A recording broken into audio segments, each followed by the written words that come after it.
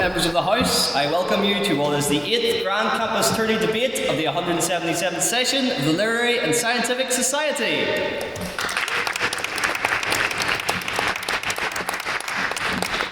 And whilst our term card debates of the 177th session have concluded as of last week, we have been continuing to put on a range of different activities as a testament to how active we've been as a society this year. On Friday we had our karaoke night at the Titanic Inn, where we were able to raise £100 for our chosen charity, the St Martin, so thank you to all of you who were involved in that.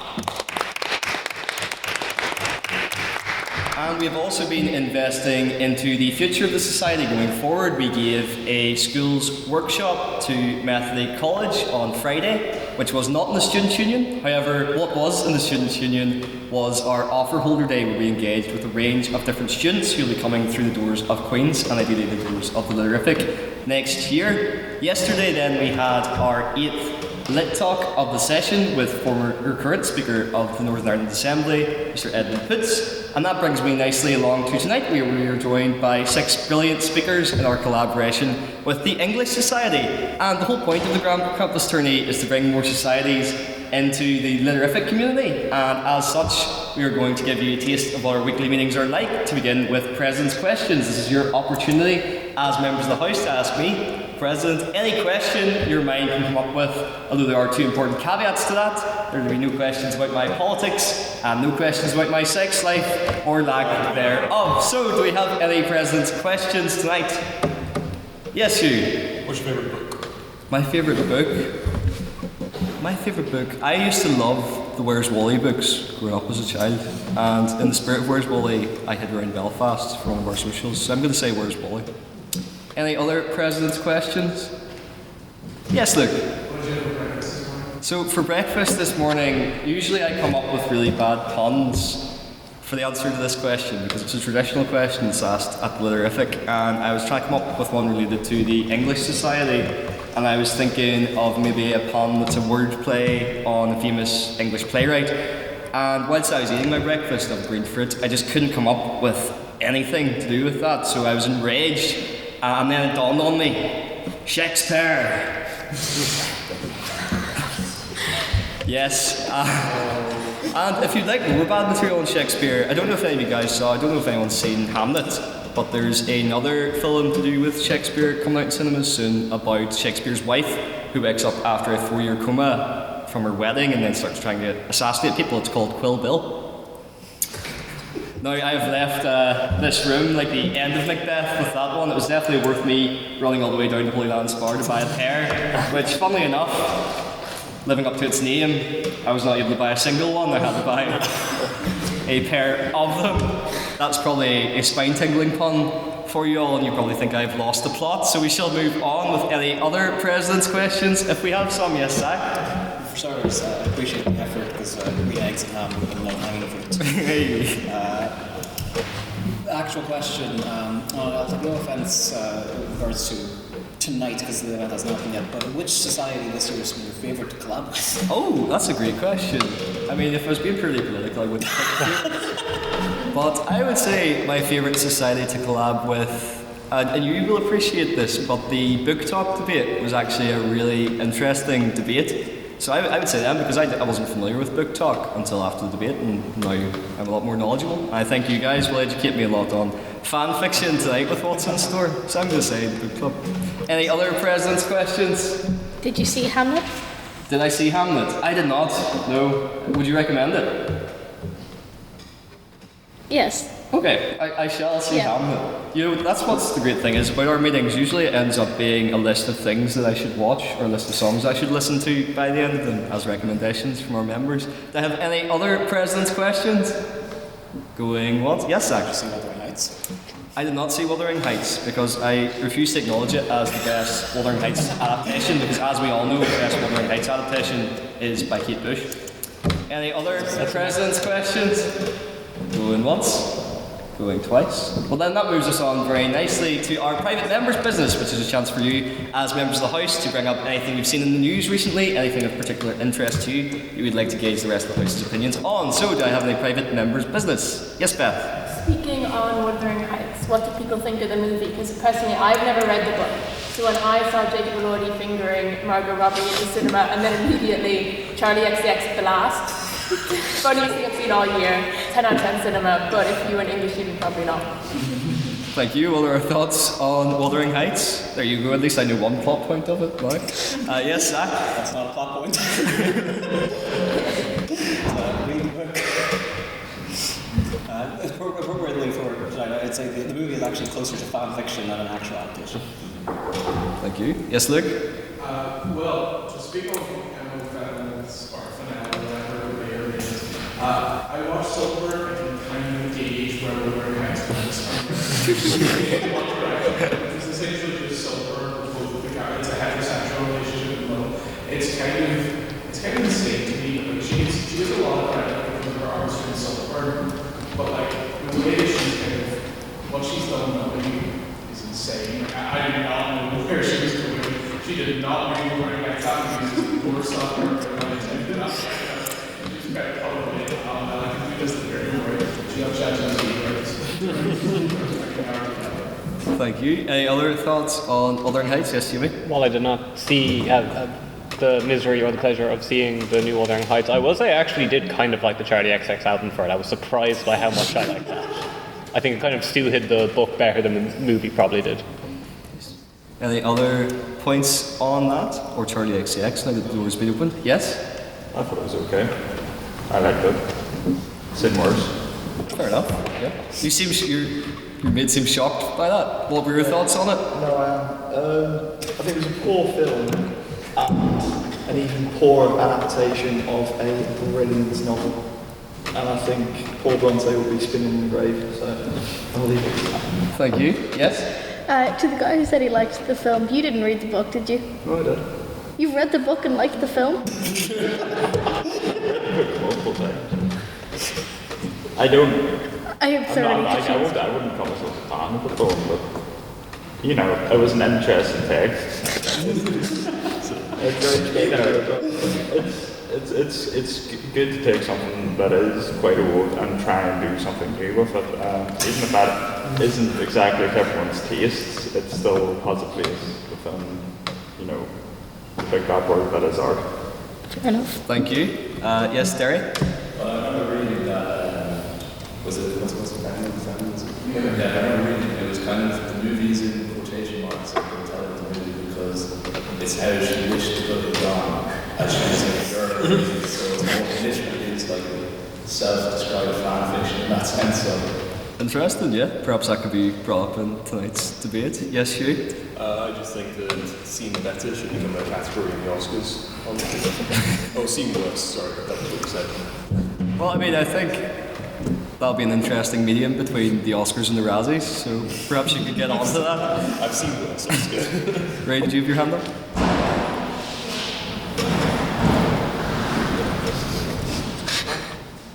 Someone's really enthusiastic. Yeah, there seems to be like a scrap going on in the corner or something. Yes, look. I think it's interesting. The one thing I think Wuthering Heights credit for is it is very, it grabs attention, and we're still talking about it months later. But I think that it's really important that we had a discussion about this a while ago, and it was about me and some of the friends, and it was really interesting to hear from the student that it was here. But it was really interesting to hear her interpretation of it. She said she put it because obviously Heathcliff was meant to represent not necessarily a sort of post-imperial British society, kind of British society in general during that time, kind of as a gauge, I suppose, bearing down if I'm taking her word on this. I find it interesting that that wasn't made so much of the movie, and it brings up a question to me of whether or not artistry is always what it's trying to emulate, or what it interprets, because obviously that interests me about it. And yeah, so I'd say it's pretty fun. Like, it's fun to watch Saltburn. I love to watch it too many times. I wish my friends out with a great fruit spoon. But you know, like it's all fun. But maybe it should retain the political message that it came with, or maybe even just the societal message that it came with. Yeah, thank you. I must say, in terms of films that it's awful to walk into your parents watching in the sitting room, Saltburn was definitely up there, especially the vampire scene. I'll say no more than that. Any other points? Yes, Ray? Yeah, that's cool.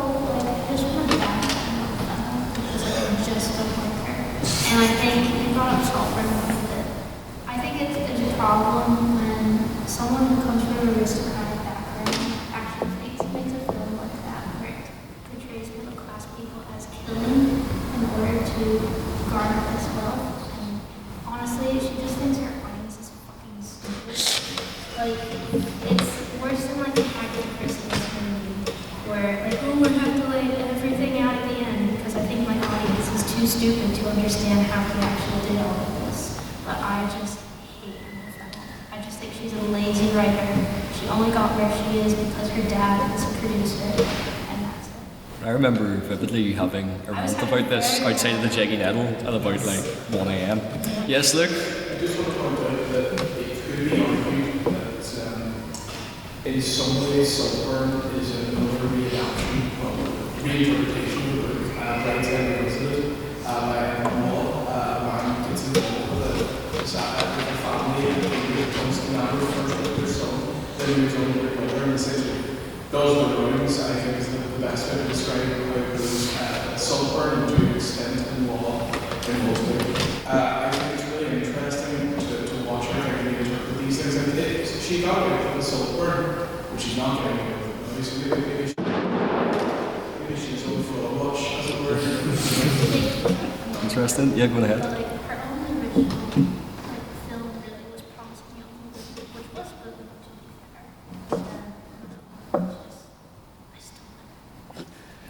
fair. I must say, my least favourite adaptation or unofficial adaptation of the film. So as a child, this is another book I used to love. The Peter Rabbit books. My parents would read them to me all the time. And obviously, I'm not going to talk about the Peter Rabbit adaptation because that's got James Corden in it, and any adaptation that's got James Corden in it has tended to not go great in my books. But my least favourite unofficial adaptation. So keeping in mind that my parents knew I loved Peter Rabbit, they thought, you know what would be a great film for young Daniel to watch? Who loves rabbits? Watership Down. Why don't we let him watch that? And that was perhaps one of the most traumatizing experiences I've had. Any other points on adaptations or Wuthering Heights? Yes? I'd just like to point out Emerald Fennel is getting all its backlash for butchering Wuthering Heights, but Zack Snyder did not get any backlash whatsoever from what he did to all of these comic books, including Watchmen. Zack Snyder actually gets that backlash from me every time I'm talking. Yes, Beth? I want to say that as someone who was on the internet and a Marvel fan at the time, Zack Snyder got dragged through the mud at every single time. It's not. The man hadn't worked ever again after the Snyderverse, so he's nothing relevant. So. Thank you. We will Snyder cut across to Luke's point. Well, like, the only way that criticism of Zack Snyder's edition, you can't just fever dream through the Justice League. The only way to get sufficient criticism for that is if he's summarily executed by all of the members of the fucking cast. But like, at the end of the day, it's never going to get enough criticism. That man, how do you watch Batman versus Superman? And why is that like the first reason you pick? It's Yes, Derry? I think the Justice League and Batman Superman, it's a little more acceptable because they have been around for so long and there's been so many more interpretations of them, so you can choose a different one. Whereas Watchmen is just an absolute disgrace. I mean, he takes the Rorschach and he just sees him and he's like, oh, he's really cool. It's like the whole like comedy to him, he's not badass, you know what I mean? He just takes everything on face value and turns that out. It's quite ironic that he looked at Rorschach and saw something different to what the rest of us saw. Yes, Luke? I think there are good ways to stray away. We focused very much on the original sources there, but I think there are common instances where it's been beneficial to stray away from the original source. Obviously, I think it's coming out of The Boys as a new season. I think there are very positive and popular kind of interpretation of their original source material. To an extent, Invincible, I do hope that they stray away from the ending where he becomes Lord Emperor Imperius, Lord Maniacs. But, you know, so we can hope that I find it valuable that there's an ability to reinterpret, but I think sometimes maybe it goes too far. And the example of Emerald Fennel is just a feeder group. Thank you. Do we have any other points on that? Yes? On adaptations in general, if a book series is being adapted and the movies are popular, don't stop at 2 out of 3. Yeah? The Divergent series was adapted into movies on Netflix. 2 of the movies were books were adapted into movies. The 3rd has not yet been adapted. Books are still popular. A new book is coming out, and the 3rd movie is never to be found. Yes, it's like Valve never made a third game as well. They're just teasing it. Yes, Luke. Oh, I absolutely agree. There's something to be said about releasing something with the original material and even finished it. I think we all would try to create an example of that being Game of Thrones, and it's not spectacularly terrible out of individuals. It really should be trying to make it illustrate an actual author when it comes to the original material. You're going to interpret two or three Hardcore Wuthering Heights fans, I think, are in the corner going to blows. But anyway. It's certainly difficult to see why, because I think the easiest like casting right, you cannot, no one will dissuade you from the idea that George R. R. Martin did use that show to film a strange and wonderful version of the ending you could imagine, and then you go, right, well, I'm just not going to do that now, really. I'm just never going to play, never going to play it this way. I will resurrect that one, but it's really difficult to see why you would, kind of try to reinterpret or even like preempt where an author's story is going. I think it's just complete farce to try to make something that either halfway or even just like completely reinterpret. Thank you. Any other points on that? I'll maybe take one more piece of private members' business if we have them. Well, in that case, that very nice little meander that took us from Wuthering Heights to DC Comics shall end, and thus comes to the main reason why we're all here, the spectacle of tonight, which is our debate. Just to remind you all of the motion, it is this House believes fan fiction is real literature, so before each of our debates we carry out a vote on prior opinion, which is your thoughts coming into it on that. So can I have all those who agree that fan fiction is real literature, who raise their hands now please?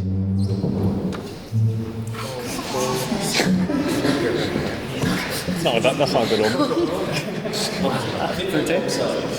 Yeah. Don't be Oh no, I think Becker, 14. Yep.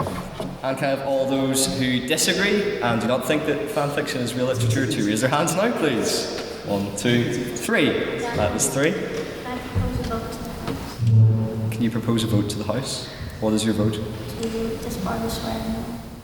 That's already been disbarred from Ash. Yes. And then finally, can I have all those who wish to abstain on this motion to raise their hands now, please? Okay. Mr. Secretary, can I have the results from the vote on prior opinion, please? Yes, with 14 votes for the proposition, 3 votes to the opposition and 0 abstentions, the proposition carries and the motion passes. And now, before we get started, just a quick run through of the rules for you all. So speakers will take it in turns, proposition and opposition, to come to the podium and deliver their 7-minute speeches. The first minute of their speech and the last minute of their speech is protected time, which means there's 5 minutes in between. They have unprotected time, as designated by our bell. Mr. Secretary?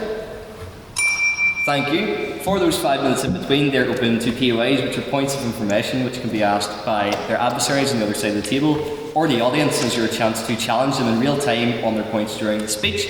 It's the speaker's discretion as to whether they take your POI or decline it. Please keep your POIs nice and short, a maximum of 15 seconds. And to offer a POI, simply raise your hand and shout on that point of information or POI. Please also keep in mind to leave 15 seconds in between a POI being offered to the speaker to allow them to get through their speech. Otherwise that is barking. Don't worry, I have a gavel at the bottom there to keep you right. And with that, I would like to invite you to open the case for the proposition. Jamie, to the podium, please.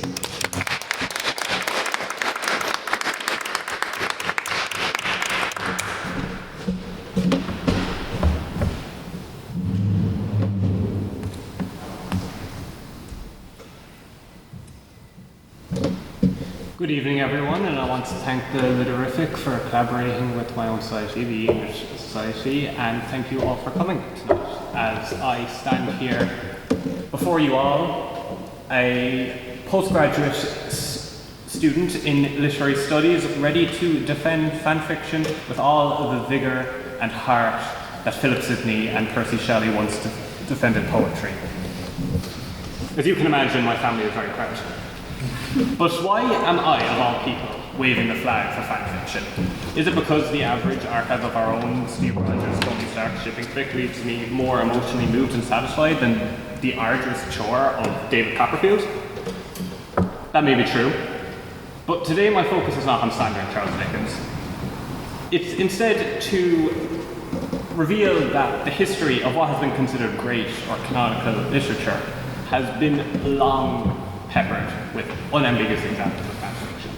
Why not consider William Shakespeare's dark fic of the Norse myth Hamlet, replacing heroic story of Viking with an edgy, grimdark tragedy with an emo main character, arguably an early example of a Tumblr sexy man.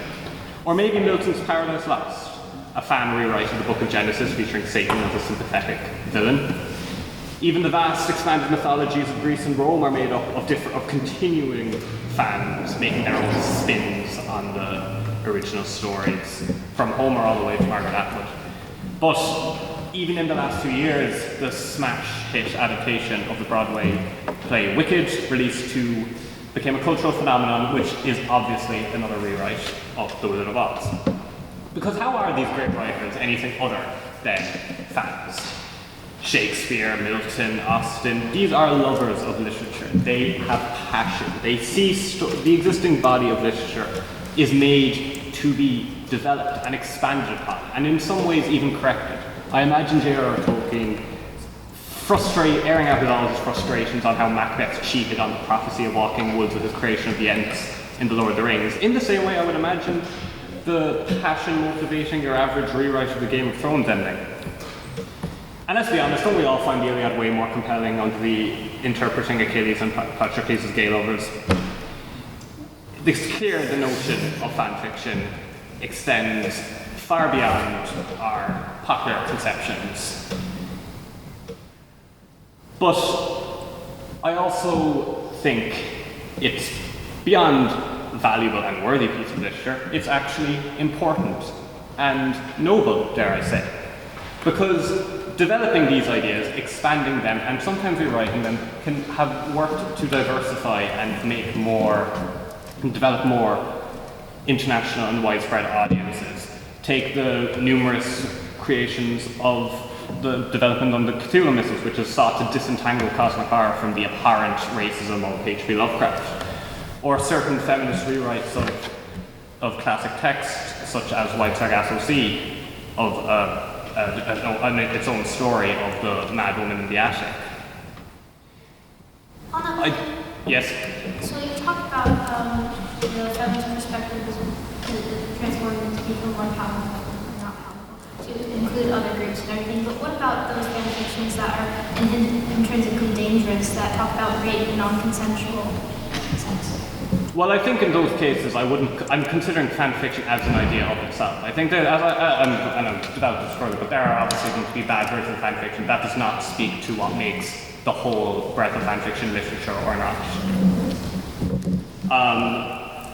But I hope that no one will accuse me of diminishing these classics, but I'm actually arguing the opposite. Fan fiction writing not only has historical precedent, it's a key aspect of the literary theory of intertextuality.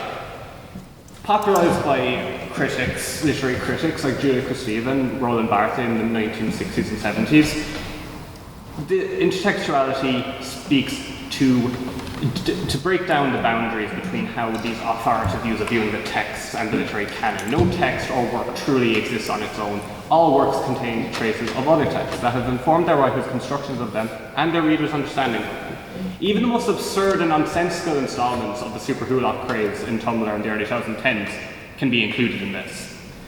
And even though the quality and, in some degrees, the content of some of these fan fictions do leave a bit to be desired, it does not change the fact that the art of writing it is age-old and timeless. They are made from the deepest and most honest degree of unrestrained and unashamed passion.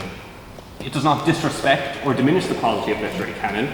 It enhances and invigorates it. It gives young, aspiring writers working through their creativity an avenue to hone their skills. Some days go on to make more original stories of their own, or do their own vibrant retelling of classic stories. Though the opposition may try to deny it, it is clear that the vast and vibrant world of literature has much to owe to this deceptively modern invention of fan fiction.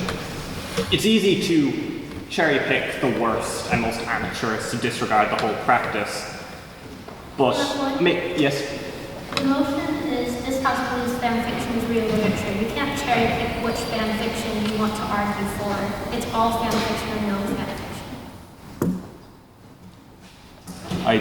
I'm arguing that fan fiction, I'm arguing that fan fiction is considered real literature. I'm arguing you can also say certain fan fiction is good or bad literature. I think that's perfectly fair.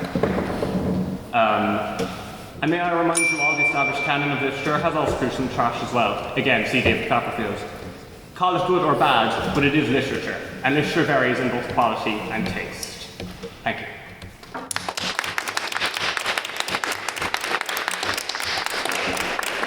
Thank you, Jimmy, for that very fine speech. I now like to call to the podium Zach to put the case to the opposition.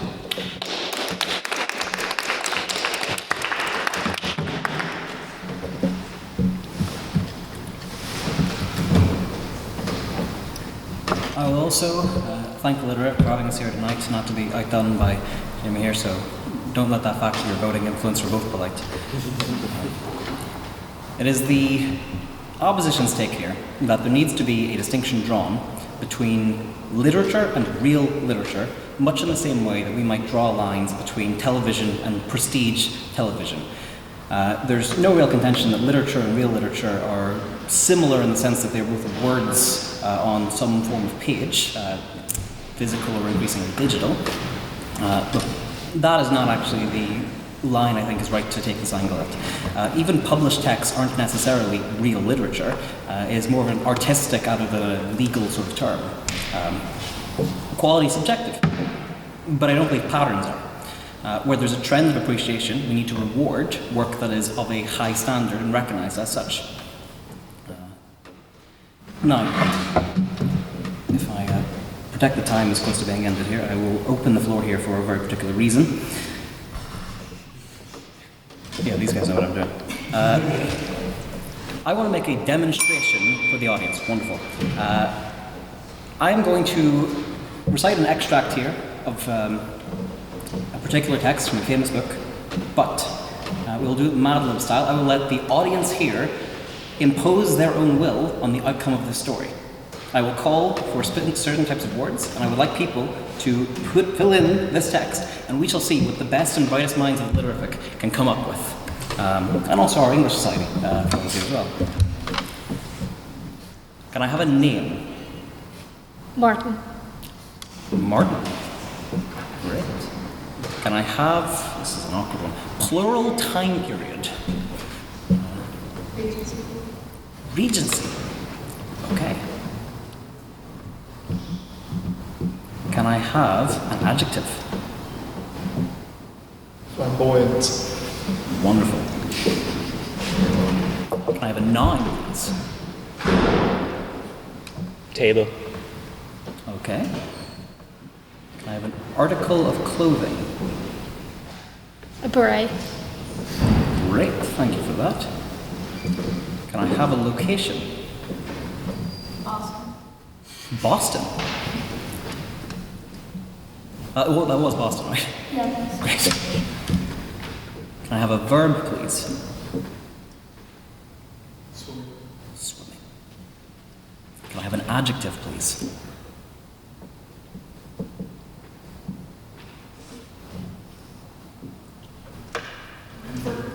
Invertebrate.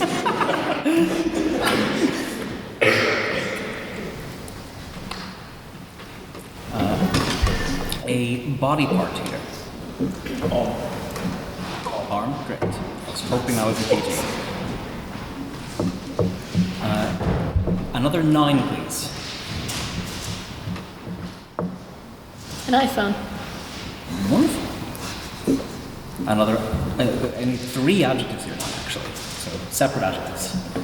I'll just start calling you. Funny. Perfect. Green. 3. Oh, green. Oh, green. And A number adjective. yes.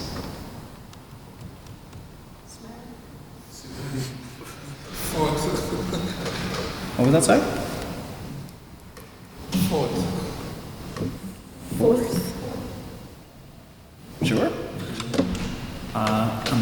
this either a month? August. August. December. Sorry, that was a 9, please. Now? Yes. Chair. Chair and another 9. Another 9. Yes, please. Budapest. Budapest, sure. And then from the proposition here, can I have an event? Eurovision. European. That's wonderful. Thank you very much. From this side here, a plural 9. Jellies. Great. An adjective here.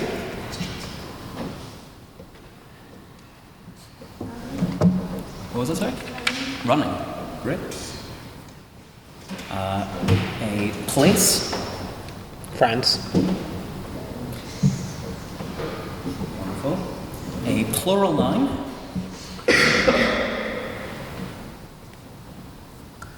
Utes. And for this last one, I will specifically ask from the president here to contribute a location. The Grey State of Eurosport. The what Eurosport? The Grey State of Eurosport. I'm just going to put the Eurosport. Thank you very much for that. So, we're going to experience here a collaboratively written interpretation of a great literary text to see if our minds can catapult this into high art. Call me Martin. Some regencies ago, never mind how flamboyant precisely, having little or no table in my beret, and nothing particular to interest me on Boston, I thought I would be swimming about a little and see the invertebrate part of the world. It is a way I have driving off the arm and regulating the iPhone. Kind of works, actually.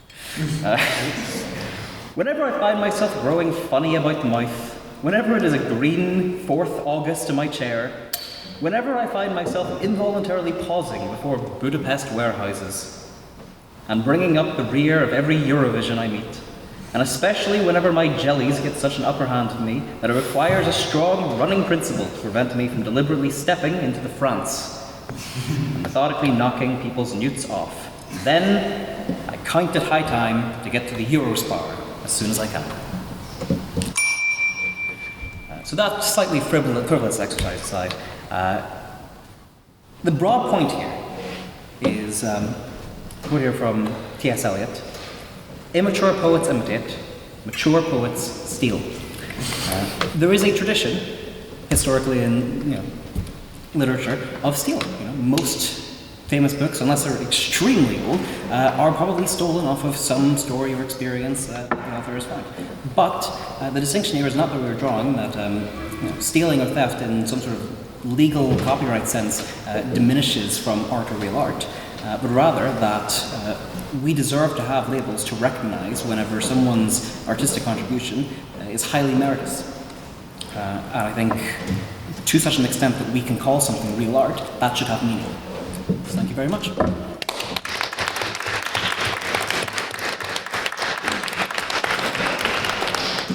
you, Zach, for that very fine speech. I'd now like to call the second proposition. William to the podium, please.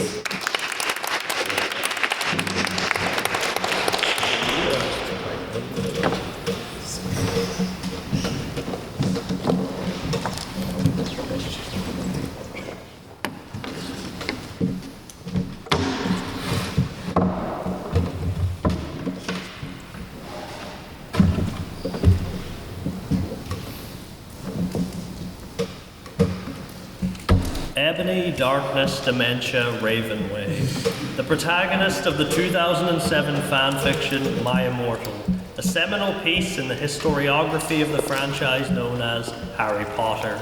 My Immortal is the truest essence of what makes fanfiction art in a way that only fanfiction can be. It is terrible. The prose is riddled with grammar and spelling errors. The story nonsensical and full of ass pulls from our Mary Sue main character. It's in Hogwarts, but she uses a gun for most of the story. There are 3 back-to-back-to-back My Chemical Romance concerts, Sexily is used as an adverb multiple times. It ends abruptly during the final confrontation with Voldemort. By all metrics, it should be terrible, and yet it's one of the greatest things I've ever read. In a way, The Room is incredible, or a more modern example, Ice Cube's War of the Worlds. There is nothing better to me than something that is terrible, but also incredibly sincere and played completely straight. Of course, the question still debated by scholars of today is My Immortal satire. Ultimately, both readings offer two equally intriguing interpretations. The Jane Doe author Tara Gillespie, nobody knows who that is, and it's either really good satire of both fan fiction and Harry Potter specifically, or it's the earnest ramblings of a preteen girl who has no idea about half the things she's talking about. The meta-narrative of the relationship between the author and her proofreader best friend and their falling out throughout the story, tidbits into the author's life, one could argue it began earnestly and became more satirical as it was mocked online. The important thing about My Immortal is that, unlike the work it's based on, it did not have the billion-headed army of advertisers and publishers. Its notoriety spread through genuine human connection, trickling down to today where readings, fan arts, and references are still made. Annotated versions with footnotes explaining cultural contexts and references because we are almost 20 years on from the original work gives it that Shakespearean gravitas. My Name is Ebony Darkness Dementia Ravenway is to fan fiction what Call Me Ishmael is to classic literature. I never got into Harry Potter, never read the books, and I've only seen the first movie, so the story ends with the ginger kid dying to the chess pieces for me. My Immortal is the true Harry Potter for me. Our hero is not some nepo baby dickhead, but a Mary Sue who is described as goth with 2 Fs despite all her fashion and interests being clearly emo. And who cares if the grammar and spelling is bad? Cormac McCarthy uses no punctuation outside of full stops, and he's seen as one of the greatest American authors. But maybe that's because such constraints are absent from the audiobook that people most likely listen to Blood Meridian on. Or worse, watch the 5-hour Wendigoon video on YouTube and LARP as the judge. And for prose, well, Finnegan's Wake is seen as an avant-garde experimental work worthy of merit. Why can't I jumped sexily in front of the bullet, or I tortured them, he said statistically, be as well. In the age of hustle culture, where any hobby or interest is immediately accosted on how it can be monetized, that anything that isn't progressing one's capital accumulation is a waste of time, fan fiction stands alone with doing it for the love of the game. Like Bart Kira, which is just the Akira manga with Simpsons characters redone in the style and collaborated on by around 500 different artists. Because you obviously can't monetize it if you're using other people's characters. Or can you? Well, change the names and suddenly you've got a publishable piece. Ali Hazelwood's Love Hypothesis, originally a Raylo fanfic. City of Bones, the Mortal Instruments book by Cassandra Clare, originally Harry Potter fanfic, she's probably read, My Immortal High Key. 50 Shades of Grey was Twilight fanfic. All these successful books and in some cases successful movies. So if all that is different is the names of some characters, how can one argue that one is literature and the other is not? Yeah, go ahead. Okay, so you can say that those books were inspired by fan fiction, but at the end, through the vetting process and the editing process, it's not fan fiction anymore. It's just inspired by it. Okay, but if they were the exact same stories, but they were still Ray and Kylo instead of whoever the hell it is in Love Hypothesis, why does that make that not literature if all that's different is the names? Even if you think those books suck, I think saying they're not literature is ridiculous, so why not extend that to movies? Well, it's because people own characters now, so you're not allowed to use them, but think of all the works of the past that just plucked characters from things and became great works in their own right. The 500 Robin Hood adaptations that exist are fanfic. Aladdin is fanfic in Agrabah instead of the original China and the Arabian Nights. Wicked is fanfic of The Wizard of Oz. The Divine Comedy is Bible fanfic, where our self-insert protagonist meets a bunch of historical figures he likes and they glaze him, while all the people he hates suffer in hell. Is there a fundamental difference between that and Tara Gillespie's self-insert Frenching passively, however that's even possible, with Draco Malfoy in My Immortal? Just that the nebulous concept of ownership is absent. But IP law is only really a recent invention in 1710 in England. As a Chinese person, I believe it's my civic duty to ignore copyright in all circumstances. I will pirate all your works and you can't stop me. Remove that modern, arbitrarily illegal aspect and suddenly there is no difference between literature and fan fiction. Look at all the tie-in books to like Star Wars or Halo. The only thing separating them from fanfic is publishing rights, and that element has nothing to do with the text itself. There is a freedom to fan fiction. Since I mentioned Star Wars, George Lucas once said that he held great respect for filmmakers in the former Soviet Union because the primary goal of commercialization was absent. So outside of openly criticizing the government, you could do whatever. Film did not need to make $1 billion or sell thousands of Funko Pops. It was there for the human element, for the expression of one's soul. And that is absent in blockbusters of today, born from committees and market research. Endless Marvel sequels and reboots and remakes. Even Harry Potter, as I mentioned, is getting one. Outside that walled garden, fan fiction stands tall, a testament to the truest element of human artistic expression across time, putting characters from other things you like into one big thing and having them glaze your self-insert and probably have sex with them. I think that's beautiful. And if that ain't literature, what is?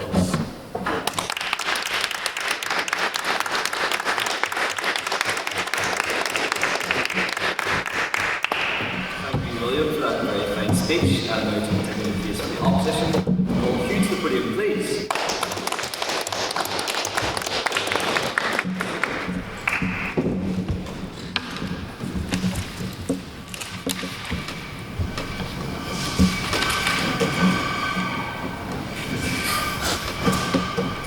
I think I started on the wrong side here, I'll be honest. Quite frankly, I do agree that fan fiction is a very important part of writing, but something shouldn't be literature just by the grace of it being written down, I think. Literature is a very niche part of all writing, I think. I mean, everything is inspired by something. Let's get that off the bat. I mean, Star Wars, as was mentioned, was inspired by Akira Kurosawa and his brilliant films. Game of Thrones was inspired by Lord of the Rings, and Dune was inspired by LSD and the Glorious Light of Islam. And fan fiction uses this inspiration to expand on some pre-existing literature, which I can actually respect as a thing. But literature has to start somewhere. We can't just say everything is literature, because at that point, nothing is. So, let's just start whittling down what is and isn't literature. For example, is advertising literature? Can we get someone to say, did somebody say just eat? Is that literature? Yeah. Yeah. Coca-Cola sharing a shelf with Dostoevsky since 2026, apparently. But if we relax these definitions, we very quickly come across a fictionalization of the most important topics. We still don't know how many people fought in the Battle of Hastings or Stamford Bridge, for example, because of these fictionalized versions of history. We lose bits of our own history through doing this. I mean, literature is absolutely a form of history. It is a snapshot into the ideals held by the people of the time. POI. Wuthering Heights is a brilliant dissection. Let's just start off with that. I'm sorry, I've got too much and I genuinely don't know how long this will last. So. Wuthering Heights is a brilliant dissection of classism and racism of the era. Emily Bronte genuinely went through these things and she wrote about it, and we now have a very decent, albeit fictionalized version of ideas at the time. And Emerald Fennell then turned it into a masturbatory kink flick. I don't think that's exactly a great way to address our modern sensibilities. It's not even close, and it's not even close to the original, so it's a bad version of it. And then we've got Anna Karenina, which is a deep introspection of the inner workings of Russian aristocracy at the time. But would we ever consider turning it into something about, turning an abusive relationship into a weird BDSM relationship, which Emerald Fennell did? I still don't get that. I mean, the simple grace of it being fan fiction should not completely divorce it from the possibility of being called literature. I think that'd be ridiculous. But I don't think that we should automatically ascribe value to something by the grace of it being written down. I mean, 50 Shades of Grey, that is the ultimate example of a fan fiction that went incredibly well. But just by the grace of 50 Shades doing well, doesn't mean that every single fiction on AO3 should also be kept in libraries around the world. I mean, quite frankly, a decent amount of fan fiction is just smut as well. I mean, do you think Leonardo da Vinci painted the Sistine Chapel one-handed? I mean, your wank bank should not be sharing shelves with genuine works of literature, I think. That's all. I mean, we drag George R.R. Martin constantly for typing one-handed. So why should we let other people get away with it? Sure. So a lot of fan fiction isn't just about the song. It's also my favorite comment I talk about is Bible. It's allowing you to experience and engage with the story that like maybe didn't actually cater to them. Like I'm sure the engagement you get from writing fan fiction like that, I'm sure that has a step. No, that's absolutely a fantastic point, which is why I said, just by the grace of it being fan fiction, should not disqualify it. It's just, if we say all fan fiction should be considered literature, or real literature, you've immediately run into a problem. Which is effectively just smut everywhere. And I'm not saying that all fan fiction is smut, just a very good portion of it is. I mean, good God, have you seen it? I mean, I think that the best way for us to figure out what is and isn't true literature is by genuinely using our own sensibilities, our own understandings, and our own intelligence to figure it out. Separate the wheat from the chaff through our own critical thought and our own understanding. POI? Sure, why not? Does that not just reinforce a lot of hierarchical considerations on the idea of the literary canon, which is historically...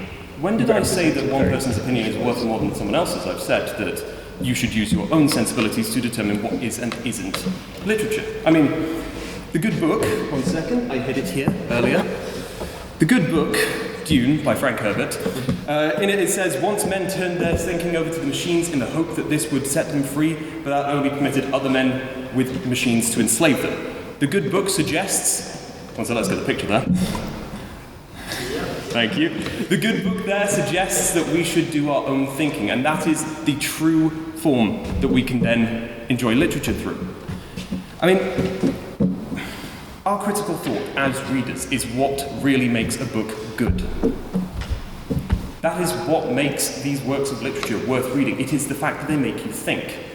And a lot of the time, fan fiction, there are good examples that make you think, that make you truly try to evaluate, is it worth your time?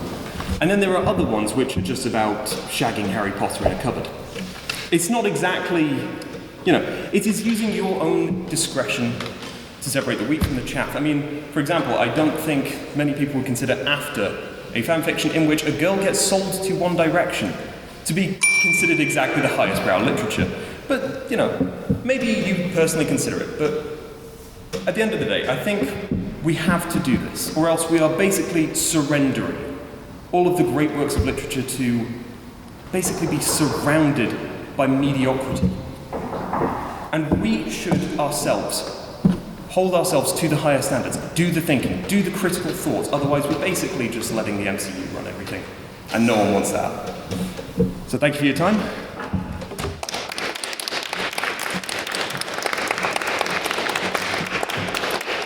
Thank you for that very fine speech. And now to the yes for the opposition. To invite Beth, please.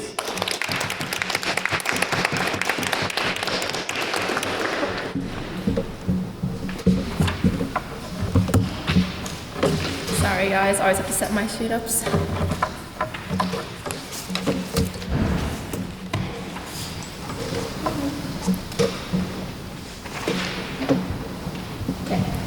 Unfortunately, I was not able to write my speech because as I was walking down today, putting my hair up in a messy bun, wearing my galaxy leggings, my mum was at the door with five mysterious men, Zane hasn't left yet, and told me that she had sold me to One Direction to fund her drug habit.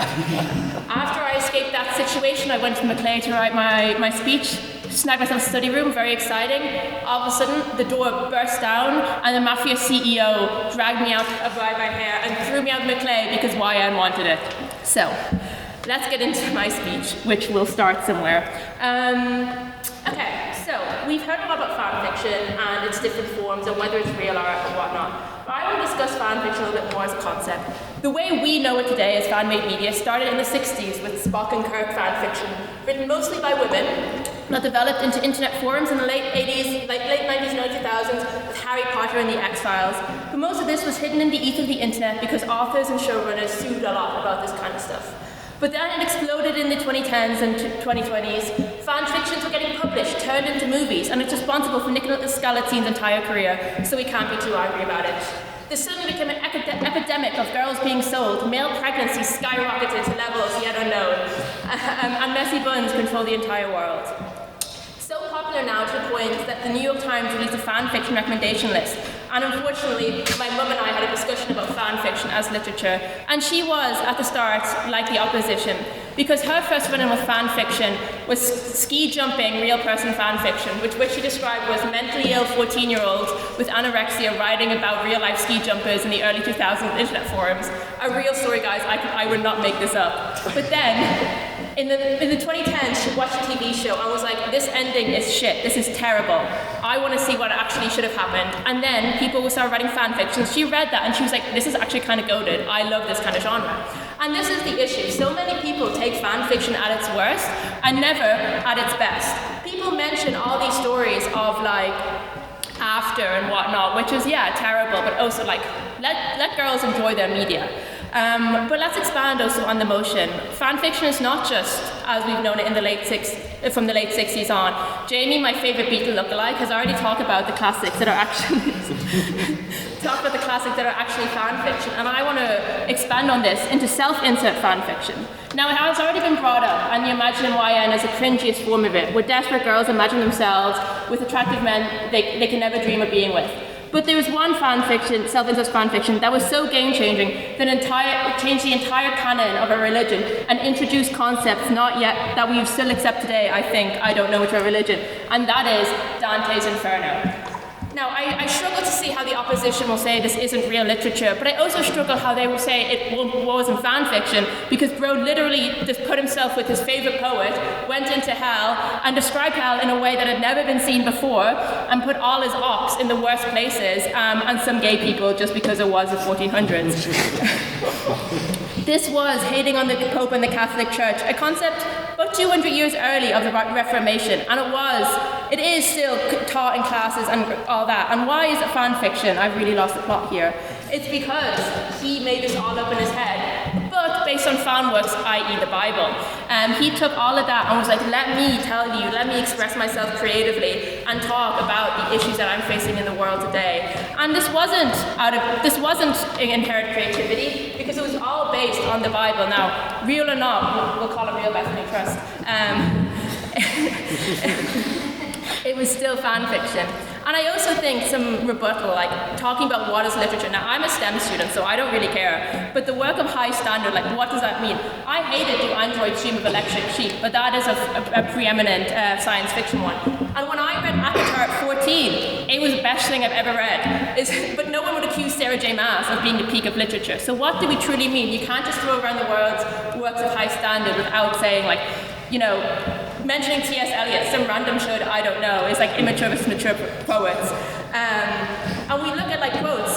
Say, for example, we all love with our hearts, for that is all we are born with. Is that high literature? No, it's from a Naruto fan fiction during a sex scene, which Reddit has so kindly told me about. When we look at real literature, Stephen King writing an orgy between children, is that real literature just because it's been published? Because out of his cocaine-filled brain, he wrote that without creativity. Is this what we would call high literature? I think not.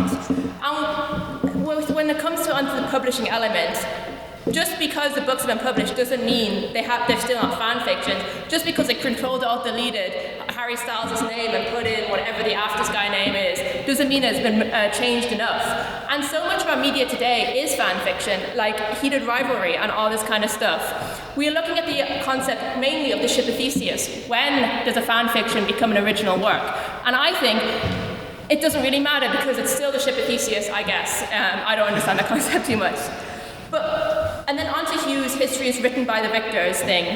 History is written by the victors, so therefore most history is fan fiction. When you read Caesar's accounts of what he was up to in Gaul, you're looking looking at this and saying this is pure bullshit. This man was writing fan fiction about his life.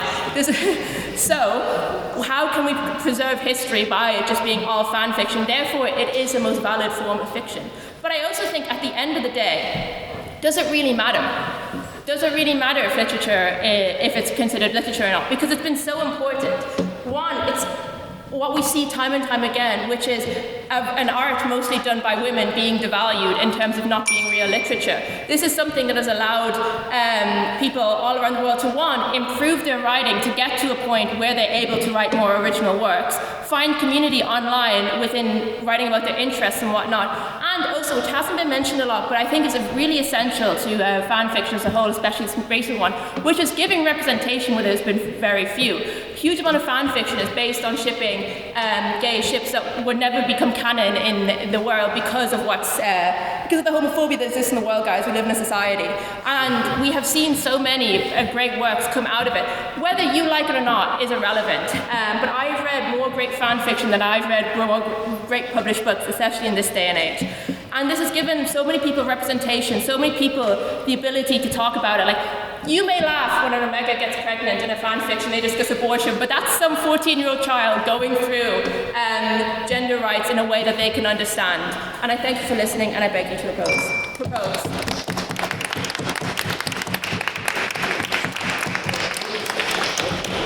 Thank you, Beth, for that very fine speech, and then close the case for the opposition. As a whole, I'd like to invite Ray to the podium, please.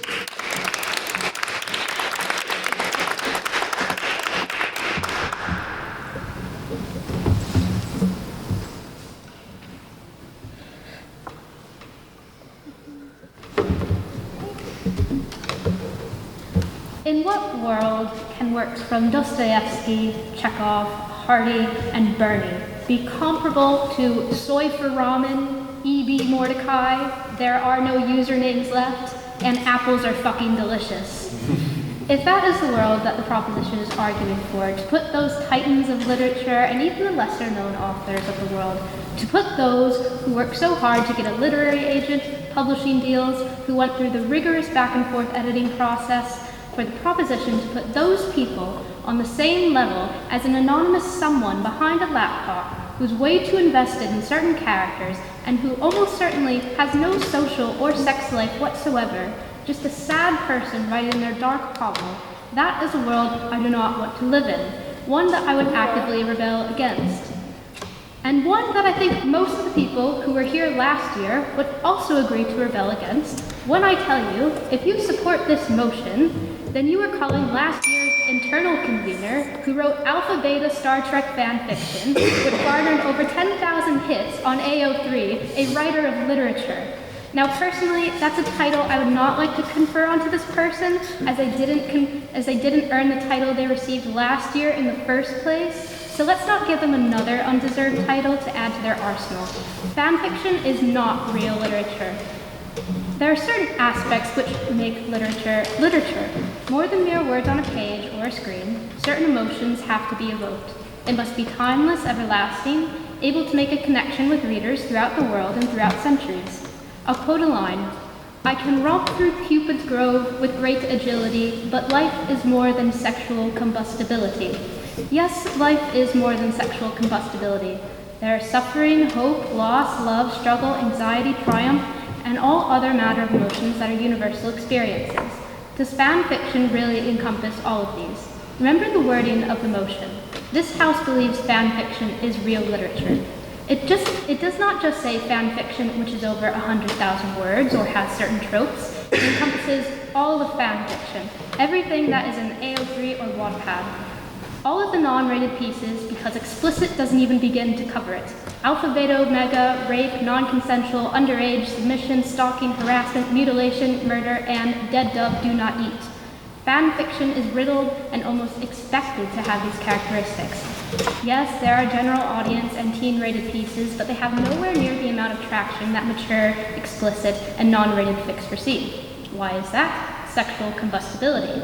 People who start reading fan fiction may go into it seeking closure or wanting to continue the storyline of a show which was cancelled too early for their liking, or they were just left dissatisfied at the official ending.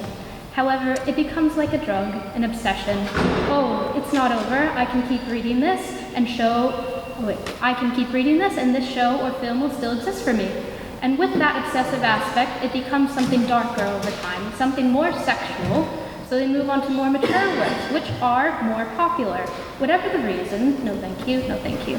Writers of these fics are incentivized to create works that are mature, explicit, not rated, and more shocking in order to gain traction in the community and outside it. This is exactly what happened with one very well-known fic, Head Over Feet, which second prop speaker spoke about and I will touch on later. With writers incentivized to write under those ratings and the tropes that I laid out earlier, first, it is dangerous, considering there are no age checks on these websites, and second, it shows some interesting parallels between the porn industry, which has consistently demeaned women and led to a rise of men treating women as purely sexual objects to be abused. Fanfiction overall is a written form of porn. And while fanfiction writers are predominantly made up of women, the content is still dangerous with the tropes that are predominantly featured, even if it is written by a woman. So for the proposition to label opposition case as devaluing women is not only ludicrous, but ignorant and an all-out falsehood. While I digress that it is possible to be confused given the history of the litterific and the behavior of certain members this year, assuredly this is in no way makes up any part of opposition bench's argument. Now let me go back to the fic I mentioned previously, Head Over Feet. If you did some research, as William did before tonight, or if you take an interest in the fanfiction community, you will know what this is. A Star Wars fanfiction, which focuses on the relationship between Kylo Ren and Rey. What makes this fanfiction different from others, it became so popular on AO3 that it was picked up by Hachette, a publisher imprint of Penguin Random House. But was it picked up sight unseen and published without any deviations from the original work posted on AO3? Of course not, that would be ludicrous. Once a work, in this case, Head Over Feet, goes through certain processes, such as an author getting a literary agent, fighting for a publishing deal, going through rigorous back and forth editing and rewrites, it ultimately is not what it started out as. A piece of literature can be inspired by fanfiction, such as the love hypothesis was by Head Over Feet, but fanfiction cannot be literature. Similarly, how porn cannot truly be a film. Take Caligula. Its unedited version, which unfortunately I decided to watch on movie one night, is just 3-hour-long gratuitous sex romp, which is worse than American Psycho. And it left one of its stars, the famed Helen Mirren, disturbed by the scenes and uncomfortable on set, stating she never wanted to see or hear about it again. Now, who produced this film? None other than the founder of Penthouse magazine. So a self-funded film with no studio behind it because it was not palatable to the public, in fact was labeled a danger to the public by the government. There's a reason why porn isn't shown in cinemas outside of Reno, Nevada. First, it's fucking disgusting, and second, it isn't appropriate. The same goes for literature.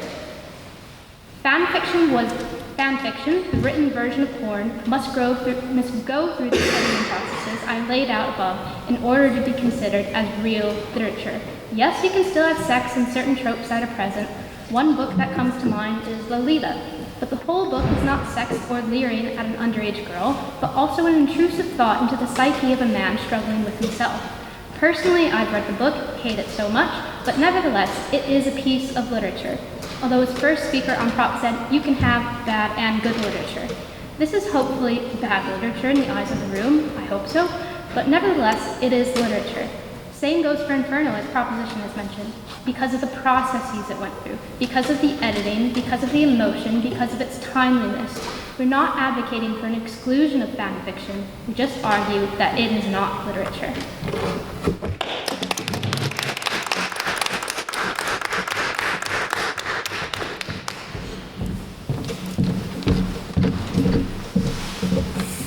Thank you, Ray, for that very fine speech, and to all of our speakers for what's been a very exciting crossover debate, so well done to you all.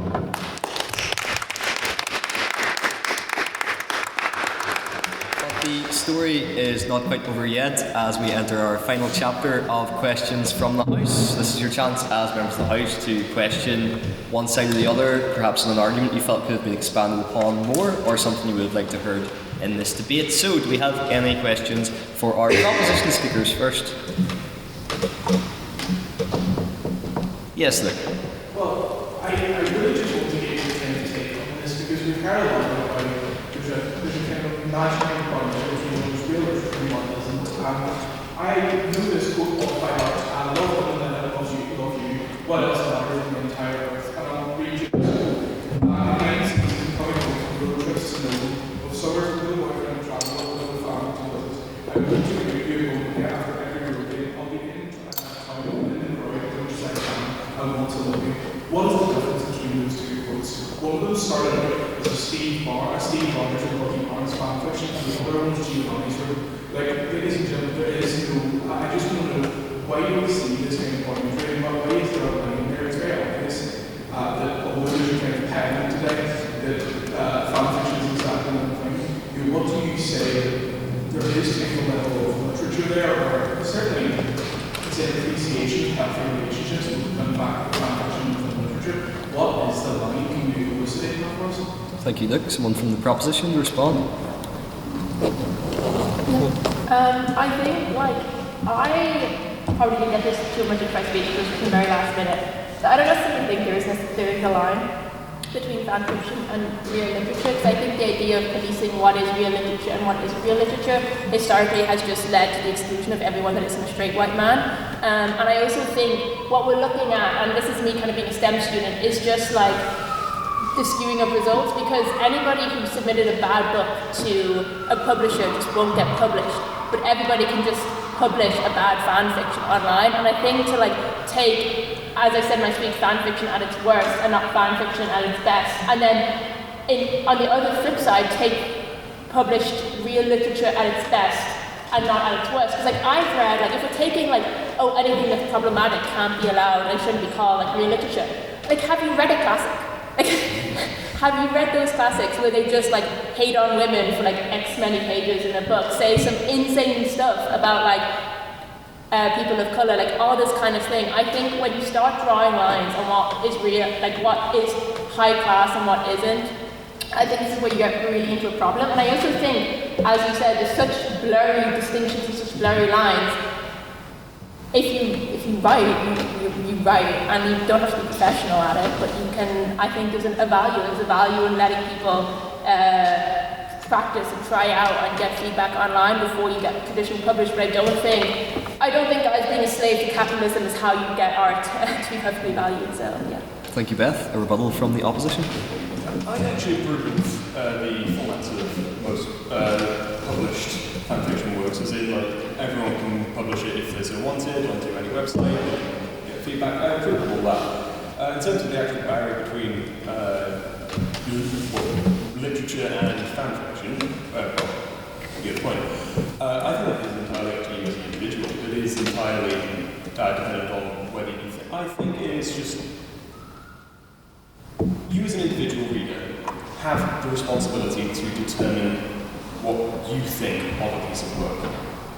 And as that responsibility goes, that is part and parcel of what makes literature great. That ability to read something, analyse it, and honestly say, I think that was a good thing to read.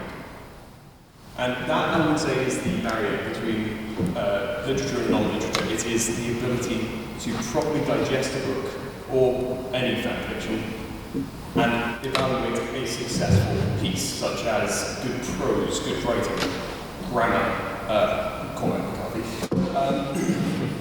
But it is all those things combined, and your own opinion and thoughts that determine what is literature and what isn't. And I think if you haven't read it, you shouldn't really.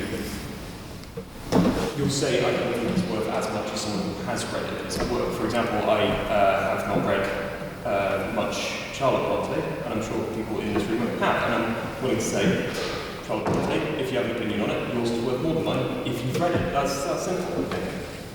But, I'd say that's the difference. Thank you, Hugh. And now do we have a question for the opposition? Yes. The point was made that to class something as literature, it needs to go through all the many thousand steps of being published by a big publishing house, because it needs to be edited and go through legal processes and literary agent, and to be literature you have to work to earn all of those steps.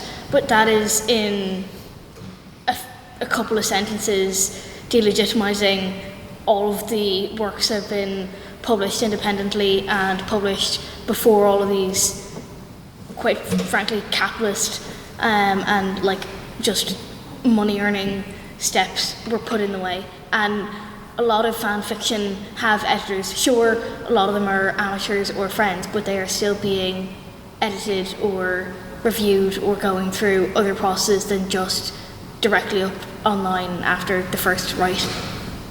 Thank you. Someone from the opposition? I'd say I wasn't discounting people who self-publish, because obviously they still have to go through this process as well. But I think from the way from the connections that I've done and everything,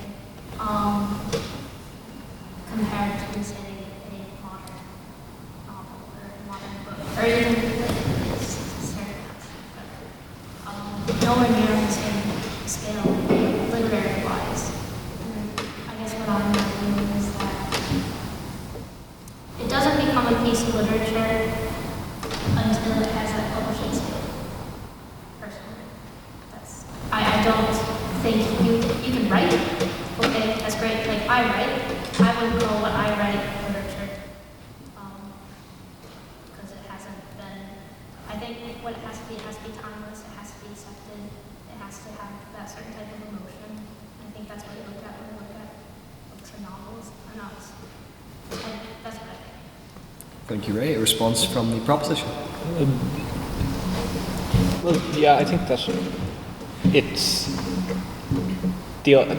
when you're arguing that on the topic of how it has to go through these like fields, has to be edited to position this kind of capitalist like hierarchy or like boundary to it. I think it's hard to when you're saying that obviously you're going to be like developed by editors, professional people in the field, and it obviously would make sense, and it published work carries more weight. But the thing is that that is all going to be again very arbitrarily and very dubiously defined, oftentimes by what certain publishers want and what they think is going to sell. And I think like that's an obvious, barrier and complication to like an honest kind of deep impassioned writing. So I think that I don't see why that makes it literature then.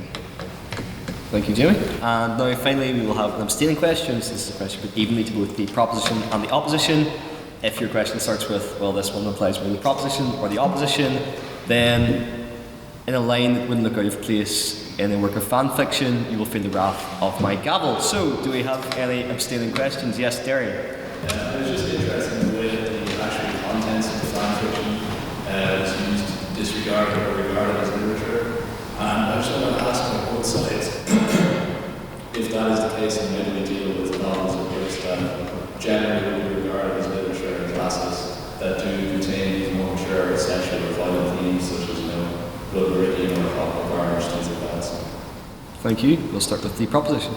I think I can. Yeah, so I think it's a weird and arbitrary line to talk about it, because as books do, they have content warnings being this is for mature readers only.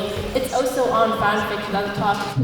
Dead dove do not eat means it's from a TV show, Arrested Development, where there's dead dove do not eat. He opens the bag and there's a dead dove in it. So it's to tell the readers this is what is happening, this is what to expect. So there is some sort of policing on fan fiction as well, as in if a 14-year-old child is on AO3, that's a parental issue rather than the fan fiction writer's issue.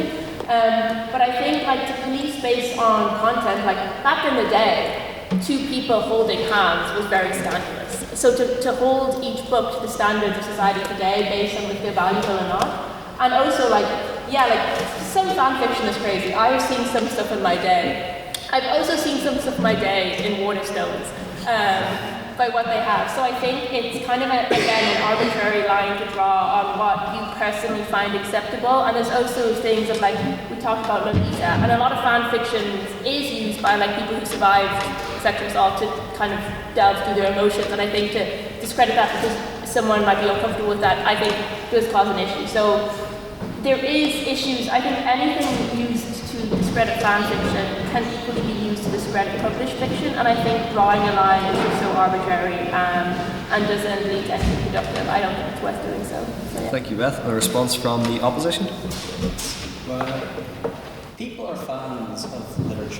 because of a simple principle that they believe words have meaning. And so you have to interrogate what the meaning of the words is. I think it's a great example to bring up sort of traditional, the image or concept of fan fiction as romantic slop, essentially, or sexual slop, versus other texts that cover those themes perhaps in a more mature or nuanced way. People will take different meanings from either of those contexts. I think that's part of the boundary that we're trying to say there. That it is worth highlighting. I think people are happy to find their pleasure and enjoyment in whichever form they wish to take from it, but there is a clear difference there in how those are approached. Exactly. And so concludes our questions section, and now it is time for the verdict, which side you thought spoke best for our vote on speaker ability. Just to give a reminder to everyone in the audience, this is not which side you personally agree with the most, this is which side you thought spoke best based on the metrics of their presentation, rhetoric, argument, teamwork and engagement. So, I have all those who would like to vote for the proposition of the vote on speaker ability to raise their hands now, please.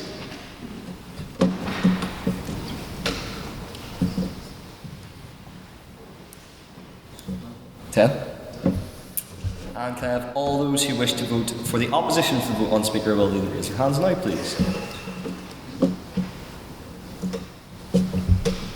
Yes, and finally, can I have all those who wish to abstain from the vote on speaker ability to raise their hands now, please? 1. Mr. Secretary, can I have the results from the vote on speaker ability, please? Yes, with 10 votes for the proposition, 6 votes for the opposition, and 1 abstention, the proposition carries and the motion passes.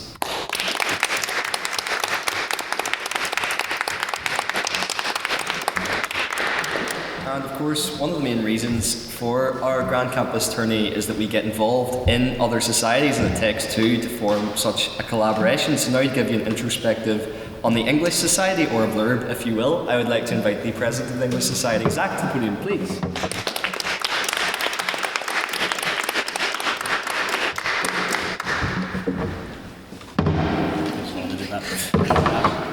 The English Society, we're a general sort of catch-all social society for anyone who's interested in like prose or poetry. So we do take fan fiction people, absolutely. Definitely makes it a our activity, I imagine. Generally, so as an example, tomorrow night we have a poetry and fights event. That is our main flagship event. There'll definitely be more of that in the new semester. That's you open mic, you get up, you read poetry, you might get a free pint out of it, or you just come along and listen to other people's poetry or absolute nonsense. I don't think I've ever read an actual poem there. Usually I recite like song lyrics until people get what the bit is. That's a general idea of the vibe of what we're at. So please give it a check out whenever you come.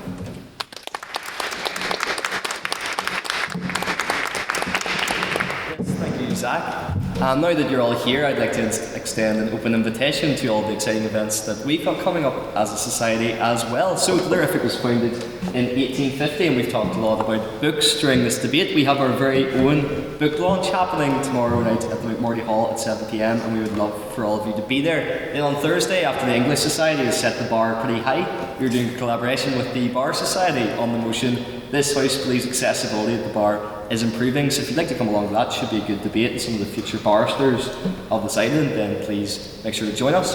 Then the next week we have a lit talk with former Speaker of the House, or the NI Assembly, Alex Maskey, which will be on the 28th, which is a Tuesday, I believe.